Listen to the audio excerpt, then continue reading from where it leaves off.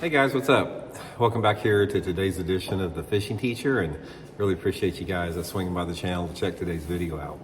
Guys, we're going to be talking about finesse jigging spoons today. These little bitty 1/8 ounce and 1/4 ounce spoons.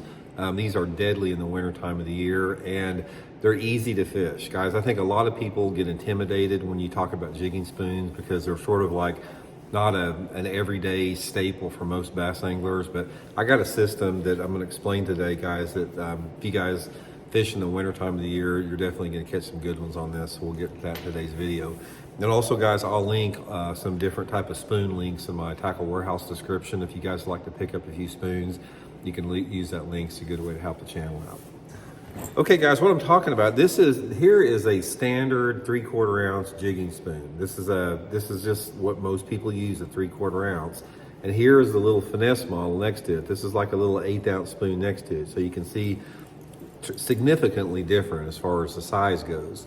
Now, even though this thing is small, it still gets down to the bottom pretty quick. And the reason I like it, a couple of different things, is in the winter time of the year, I always do better on smaller lures. So this little spoon here, being about a little over 1 inch long, it represents a lot of the size of the minnows in the wintertime, especially those ones that are deep and little bitty shad. So I just catch so many more fish on this little bitty tiny jigging spoon over the 3/4 ounce one. Now, the thing about it, when you're talking about jigging spoon fish, you have got to be right on top of the fish because this is a vertical presentation. So you're not covering much water. You can, but I'll talk a little bit about how to cover the water, but you're fishing more vertical with it.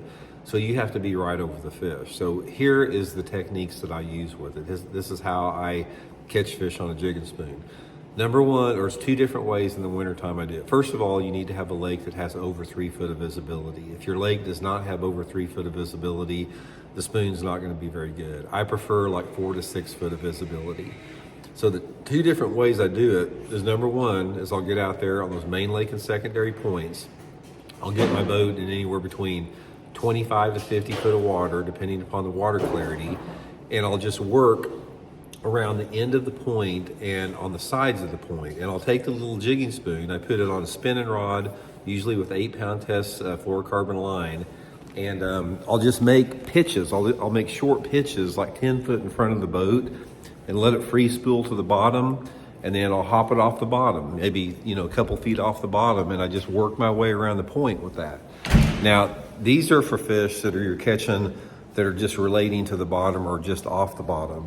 You can cover a lot of water with it. On a typical point, I'll probably make, 20 to 30 casts or pitches on, with the jigging spoon, and then move around to the next point. And most of the time, I'll pitch it out there, I'll let it free spool the bottom, and I'll just hop it like that. Just sort of like pop it up maybe a foot or 2 off the bottom, let it come back down. Another piece of advice I'll give you guys on this, if you put a little bitty barrel swivel on your snap here, or excuse me, on your O-ring, it really eliminates the line twist because it's a twist and mother if you just try to tie it straight to the O-ring. So put a little bitty barrel swivel on there. Now, the second type of area that I fish it in is over the top of submerged timber or ditches. Now, the way that I do this is a suspended fish technique. So if I've got a lake like Table Rock Lake in here in Missouri, or Lake Lanier in Georgia, or even if you're in a place like Lake Hartwell, places that have deeper submerged timber, get in the middle of those coves, idle through there with your graph on there, and look for bait fish on your 2D sonar. You don't have to see fish. All you have to do is see bait fish. And once you see the depth that those bait fish are in, and they can be anywhere between 20 to 60 foot deep, just take the little jigging spoon and pitch it out there and count it down to the approximate depth where you think those bait fish are. And same thing, just snap it like that. You're not off the bottom, you're suspended. And that's a really good way to catch them. Those are the 2 easiest and best ways to catch them on this little jigging spoon.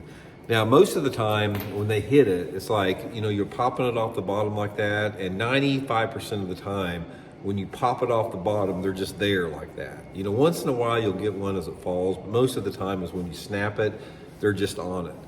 And you can catch a bunch of doing that. A lot of times these fish will school up this time of year, and it's very rare if you do catch one on a jigging spoon that you don't catch 2 or 3 others. They're almost always schooled up a little bit, in smaller wolf packs, sometimes even bigger, schools. But that's my favorite way to catch them, is those two things. And sometimes I'll do the same thing on bluff bank. I'll get out on those bluffs and fish the same zone on those bluffs that I do with the points. So anyway, it's sort of an overlooked technique. A lot of people don't do it anymore. But here in the Ozarks and any Clearwater Lake, it's been a staple for, over 50 years. I remember back in the late 1970s, some of the old timers around here, they talk about jigging a spoon even back 50 years ago. So it's just a really good way to catch them in the wintertime. So again, guys, I'll link some spoon links in my tackle warehouse description and this video link if you guys want to pick some up, and we'll talk later.